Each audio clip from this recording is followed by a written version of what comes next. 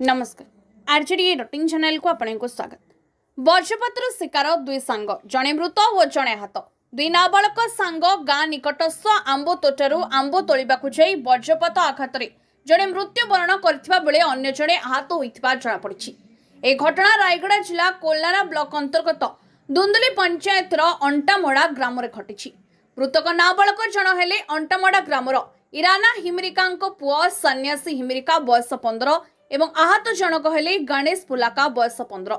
घटना प्रकाश सन्यासी व तांको सांग गणेश द्विपहर समय गाँ निकटस्थ आंब तोटाकू जाइथिले। सेठारु फेरिबा बेले वज्रपात आघात दुई जण आहत होइथिले। सन्यासी घटनास्थल में मृत्युवरण घटिथिबा बेले गणेश आहत होइथिले। खबर पाई दुदुली सरपंच सबिता पेदेंडी स्वामी ए रवि और स्थानीय ग्रामवासी चांदली थाना को सूचना देथिले। सूचना पाइबा परे पुलिस घटनास्थल में पहुंची आहत गणेश को रायगड़ा जिला मुख्य चिकित्सालय में भर्ती करथिबा बेले सन्यासी शव व्यवच्छेद पाई आनिथिबा जଣାपड़ी।